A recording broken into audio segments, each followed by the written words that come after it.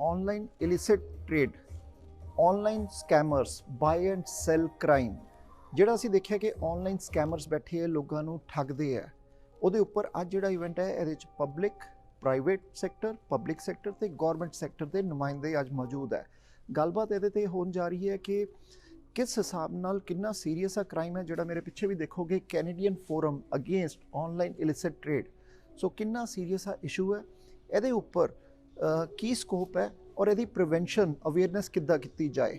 Because ਦੇਖਿਆ ਗਿਆ ਕਿ ਸਕੈਮਰਸ ਜਿਹੜੀ ਹੈ ਉਹ ਆਊਟ ਆਫ ਕੰਟਰੀ ਬੈਠੇ ਹੈ, ਬਾਹਰ ਦੇ ਦੇਸ਼ਾਂ 'ਚ ਬੈਠੇ ਹੈ, ਔਰ ਹਮੇਸ਼ਾ ਆ ਹੁੰਦਾ ਹੈ ਕਿ ਤੁਹਾਡੇ ਬੈਂਕ 'ਚੋਂ ਪੈਸੇ ਨਿਕਲ ਗਏ, ਕ੍ਰਿਪਟੋ ਕਰੰਸੀ ਦੇ ਸਕੈਮ ਚੱਲ ਰਹੇ ਹੈ, ਔਰ ਇੰਨੇ ਆਨਲਾਈਨ ਸਕੈਮ ਚੱਲ ਰਹੇ ਹੈ। ਜਿਹੜੀ ਵੱਡੀ ਏਜੰਸੀਜ਼ ਹੈ, ਮਾਰਕੀਟ ਪਲੇਸ ਦੀ ਗੱਲ ਕਰੀਏ, ਫੇਸਬੁੱਕ ਮਾਰਕੀਟ ਪਲੇਸ, ਕੀਜੀਜੀ ਗੱਲ ਕਰੀਏ, ਕ੍ਰੇਗਲਿਸਟ ਗੱਲ ਕਰੀਏ, ਸੋ ਕੀਜੀਜੀ ਦੇ ਨੁਮਾਇੰਦੇ ਵੀ ਇੱਥੇ ਆਏ ਹੈ, ਕੀਜੀਜੀ ਕੈਨੇਡਾ ਦੇ, ਕ੍ਰਾਈਮ ਸਟਾਪਰਸ ਦੇ ਨੁਮਾਇੰਦੇ ਵੀ ਇੱਥੇ ਹੈ, ਸਰਕਾਰੀ ਨੁਮਾਇੰਦੇ ਵੀ ਹੈ, ਪ੍ਰਾਈਵੇਟ ਸੈਕਟਰ ਇੱਥੇ ਹੈਗਾ। ਗੱਲਬਾਤ ਕਰਨ ਕਿ ਕਿੱਦਾਂ ਇਹਨੂੰ ਅਵੇਅਰ ਕੀਤਾ ਜਾਏ, ਕਿੱਦਾਂ ਇਹਨੂੰ ਰੋਕਿਆ ਜਾਏ, ਔਰ ਕੀ ਸਟੈਪ ਉਹ ਆਪਣੀ ਆਨਲਾਈਨ ਪਲੇਟਫਾਰਮਸ 'ਤੇ ਲੈਂਦੇ ਇਹਨੂੰ ਰੋਕਣ ਲਈ। ਸੋ ਅਸੀਂ ਗੱਲਬਾਤ ਕਰਦੇ ਹਾਂ ਜਿਹੜੇ ਇੱਥੇ ਆਏ ਨੁਮਾਇੰਦੇ ਉਹਨਾਂ ਨਾਲ, ਜਿਹੜੇ ਕੀਜੀਜੀ ਤੋਂ ਆਏ ਹੈ, ਜਿਹੜੇ ਕ੍ਰਾਈਮ ਸਟਾਪਰਸ ਤੋਂ ਆਏ ਹੈ, ਤੇ ਇਹਨੂੰ ਕਿੰਨਾ ਸੀਰੀਅਸ ਇਸ਼ੂ ਹੈ ਆਨਲਾਈਨ ਦਾ, ਆਨਲਾਈਨ ਸਕੈਮਸ ਦਾ, ਤੇ ਇਹਨੂੰ ਪ੍ਰੀਵੈਂਟ ਕਰਨ ਲਈ ਕੀ ਕੀਤਾ ਜਾ ਸਕਦਾ ਹੈ।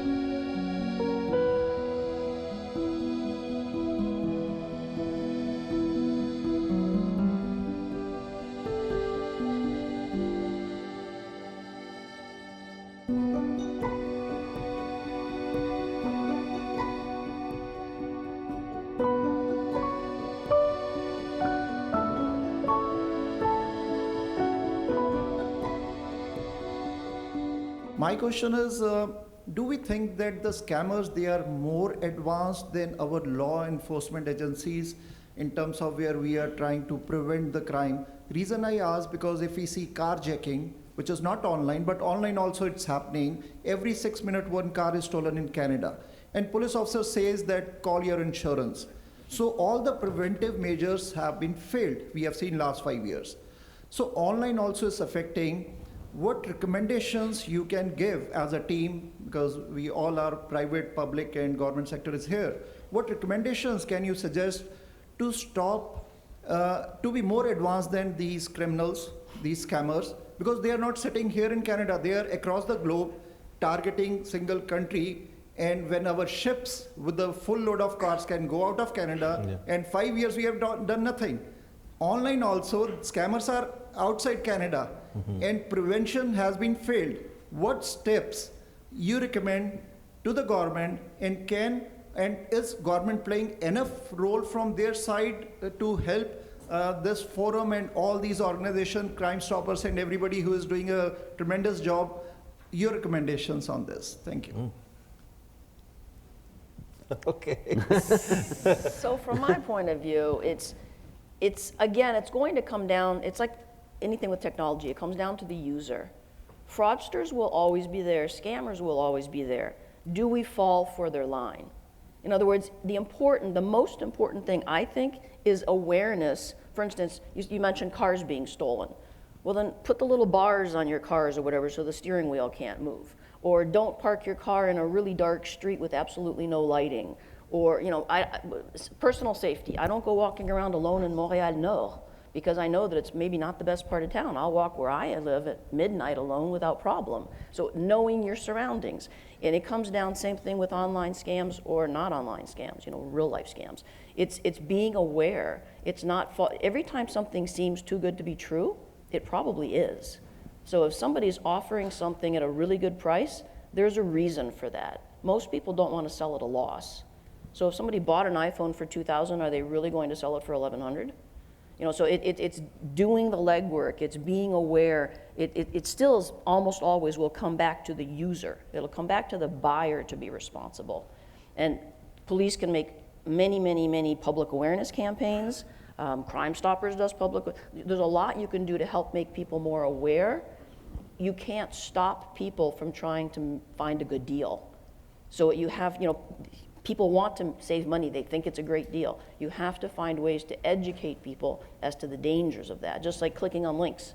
I got 3 messages from RBC this week about my credit card, but I don't have a credit card with RBC. So obviously somebody was fishing for me to click on a link that takes me who knows where. So it's again, awareness. Before you click on a link, think, do I have an account with them? Why would they be writing me? They might actually be sending me an email if there was something really important. They wouldn't just randomly text me. So it's thinking about your behavior rather than just the gut reaction. And that's a big problem, is that there are scammers from overseas, there are scammers who are local. We have to watch our behavior first and foremost. We'll never stop bad people from doing bad things. That's just not going to happen. There will always be bad people doing bad things. Do we fall for it? That's up to us. And I would add that law enforcement needs to, it's a balancing act of proactive versus reactive. Most of what law enforcement does is reactive. Mm-hmm. It's after the effect, after the incident took place. Is there a space for proactive targeting, call centers that are doing the scam, or proactive ways in which you can shut down networks before they happen? That's a fine line, because our charter obviously is to protect people more than it is organization. And what law enforcement might be overreaching in some countries that are a more proactive point, Canada is the place to be. And that sometimes affords people more rights to do things and have the freedom to go on sites. Mm-hmm. So it's a balance. I think there is an opportunity to do proactive targeting. If you have people online or setting up their, law enforcement can set up their own marketplaces to bring in illicit sellers. Those are things that have been in the marketplace for a while, but it's ever evolving and it's a shifting, scale. And it's a fine line, because just because they're there doesn't mean that they're scamming. Or even when people talk about, like on Kijiji though, well, why don't you just block certain terms? That's very difficult, because you enter free speech domain.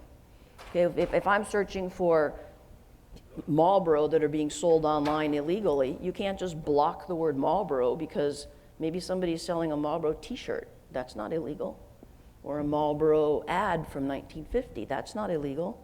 So it's very difficult to just broadly, in a country that has rights, free speech rights, it's very difficult to just broadly say, we're gonna cut this whole sector out, right? So it's unfortunately, and that's why it comes down to the user, buyer beware, because in a country with freedom, you can't just say, well, we're just gonna cut all this out. You open yourself up to attacks from the fraudsters and the scammers. And so you can be proactive, but only to a certain extent. And just very quickly, Jim, so when it comes to preventative measures, again, within the context of Kijiji, I would just say that it's all about information sharing across these different domains, government, private, and public. I think if we can pool our resources and identify where are these sources coming from, how can we complement each other's efforts by information sharing, discussion, setting up awareness campaigns, using the platform for good, et cetera.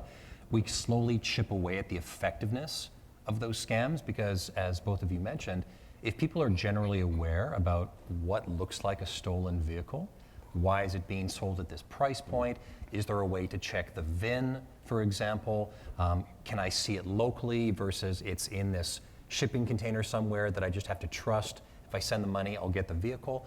All of these things contribute to a general public consciousness that I think will benefit society in the long run. So the fact that we're all here at this conference, I think is a testament to the power of collaboration. ਸਾਡੇ ਨਾਲ ਸ਼ੌਨ ਹੈ ਜਿਹੜੇ ਕਿ Toronto crime stoppers ਤੋਂ ਹੈ. ਸ਼ੌਨ, if you can tell us how serious is this online illicit trade and what Crime Stopper is doing to stop that? I mean, it's very serious, right? I mean, I think offenders are going to use any method they can to get into an area where they can take advantage of people. With Crime Stoppers, we push the anonymity of tipsters. So if you know something, if you see something, if you hear something, there's an avenue for you to call Crime Stoppers, remain anonymous, but also get that information to us so we can give it to law enforcement so that they can investigate whatever that tip might be. Sean, Crime Stoppers also give reward to the community when they give the tips, right? So can you tell our people about this rewards and how can they participate with the Crime Stoppers to give their inputs to stop the crimes? For sure. So with Crime Stoppers, you can earn up to $2,000, up to. So it all depends on the type of tip. It all depends on the circumstances and whatever is involved in that tip. If your tip leads to an arrest, a recovery, or there's some sort of a resolution, as long as you keep your tip number, you can call back or you can go online if you've made the tip online and look for an update, right? And if there's an update there, you'll get another series of numbers, which then it'll tell you that, hey, listen, you have a $500 reward sitting here waiting for you, and they'll give you the directions of what to do, and you take that tip number and you go to any TD bank, and there's a non-identifiable bank there or a bank account there that you can collect that reward. In your presentation, you said that Crime Stopper is one of the organization in the world which takes anonymous call and is one of the best. You want to tell about that too? Yeah, I mean, Crime Stoppers worldwide, specifically in Canada, we are the only program in the world that is truly anonymous. There's 2 court cases in Canada that protects us under the Supreme Court of Canada that the court says, hey, listen, Crime Stoppers is legitimate, it is anonymous, which then builds the trust within the community for members to call us with any information they have. But Crime Stoppers around the world is truly the only anonymous tip-taking program out there. Any data you can share, like how many tips you received per day or a yearly basis, and how much crime you prevented or stopped? Yeah, so I could speak to Toronto specifically. So on average, we receive anywhere between 7,000 to 10,000 tips a year for anything. So it could be a murder, it could be a carjacking, it could be illicit trade, you name it, we get it. And then on average, those tips lead to numbers of arrests every single year. As you can see in the presentation, when you talk about arrests, guns recovered, human trafficking, you name it, those are coming in and we're making an impact positively on the community. Okay, your final message to Canadians. If you know something, see it, say it, stop it, call Crime Stoppers at 1-800-222-8477. ਸਾਡੇ ਨਾਲ KGG Canada ਤੋਂ mister cantt ਮੌਜੂਦ ਹੈ online illicit trade so ਕਿੰਨਾ serious ਹੈ ਉਹਨੂੰ ਰੋਕਣ ਲਈ KGG ਆਪਣੇ ਪਲੇਟਫਾਰਮ ਤੇ ਕੀ ਕਰ ਰਹੀ ਹੈ can't welcome to prime Asia Thank you very much. Kent, how serious is this, the online illicit trade? And you represent KGG Canada, and what KGG is doing to control that. It's a very serious thing. Absolutely. I mean, online illicit trade, fraud, etc., those are the greatest threats to the platform, like many other digital marketplaces. But we invest very heavily in technology, human moderation, collaboration with law enforcement and other partners to try to keep the site as safe as possible. Kent, we have seen younger generation, because they use the KGG most of the time. Yes. Scammers are there. So what KGG steps they take? Because you show us all the presentation, how the KGG platform works. But the level is next level. We have seen scammers sitting out of Canada and they are operating from there, and we have seen a lot of damage being done to Canadian youth and Canadian public by scammers. How serious is the KGG to tackle this issue? Well, once again, fraud, I would say, is our number one priority in terms of user safety. And really, it's about preventing the activities from happening in the first place. If the scammers are able to get on the site, then there's a chance that somebody might be victimized. So it's about being preemptive. It's about using technology, AI, machine learning to identify and basically block the scammers at the outset instead of allowing them to have any kind of a digital presence. And that's really how we protect people. The second thing I would say is user education. If people know what to look for, if they know what's dangerous, what sounds suspicious or shady, they can say, you know what, this doesn't sound like a good situation, it's too good to be true, I'm just going to walk away. Any data you want to share, like monthly or yearly basis KGG get for the scammers or for the illicit trade is happening there? Sure. So every week we get about 100,000 new ads on Kijiji, and from that number, 0.5% or so represent the deletions that we make, this which could be fraud, policy violations, etc. So the proportion of fraud on the site is very, very small, but even if there was just a single ad, it would still be enough to invest in these resources. So ਸਾਡੇ ਨਾਲ Mr. Danny ਹੈ from Rothman Benson and Hedges. He's the head of illicit. He's the head of illicit online trade prevention. Welcome to Prime Asia. Danny. Thank you, sir. Danny, how serious is this online threat which we are here for today? Well, it's pretty serious. If you look at it from a counterfeit perspective, we'll have speakers from CACN, which is the Canadian Anti-Counterfeiting Network, present later today. So they estimate the value of counterfeited good being sold in Canada at between 20 and 30 billion dollars. So it's a huge business. From a contraband tobacco perspective, we're talking about in excess of $2 billion on a yearly basis of taxes, evasions of taxes only. So taxes evaded both for provincial and federal government. So for our contraband tobacco specifically, which is more our concern, is in excess of $2 billion a year. Okay. Danny, you are the head of illicit trade prevention.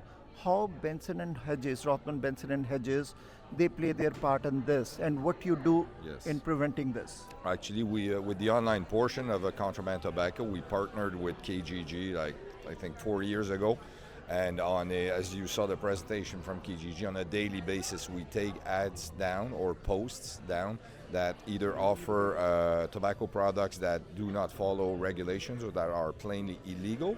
So I would say on a yearly basis, we usually have around 200 posts that we have taken down. But more importantly, so we've been at this for 4 years now, enough so that the illicit market on our part for our products cannot grow online because our presence is so proactive, and we actually have a daily presence. As of this year, we also started monitoring proper combustible, meaning cigarettes, contraband tobacco. So far this year, we have over 1,000 ads that got removed by different online sales platforms and through our cooperation. So it's a big plus for us. So RBH is only helping Kijiji, or there are other marketplaces also you are helping them also in awareness of this? We work with online sales platforms across the country. We have partnerships secured with platforms in Vancouver. We have Craigslist is one of our partners as well, KGG. So we do work with online sales platforms across the country. Any message you give to the government, because there is always not enough from the government side. Being the head, you want to say something that you need more input, more funding from the government side? What you want to say? Well, from an enforcement perspective, from a government perspective, it is difficult. When you look at the sheer numbers, I was pretty impressed to hear KGG's number of 100,000 new posts on a daily basis. There is no way government or law enforcement in the traditional model can tackle that. The only way, I think, is through partnership with private and public sector, where we can flag these ads. We have the resources to do that. If the online sales platform has the resources or the willingness to close them, that's good. It does not have to mean necessarily arrest someone and charge someone with a criminal infraction. We aim at we aim more at stopping the infraction, not stopping the individual. Stopping the infraction is more, I think, relevant in 2023, considering all the volume of online illicit trade. Any cryptocurrencies are the latest scams going on from the online banking system. The people money is going out from their banks. Scammers are sitting out of Canada also. And being ahead, how you handle and what awareness you want to give to the public on this cryptocurrency scams? I'm not an expert on cryptocurrency. I'm afraid I cannot help you on this one. Okay. So any other message you want to give to the Canadians to be aware, to be preventive? What message is yours to Canadian? Well, I mean, just stick to the regular legal channels of commerce. And what we're trying to do here is take from the illegal underground economy back to the legitimate economy. Everyone wins from that: government, citizens, private enterprises. My question everyone is,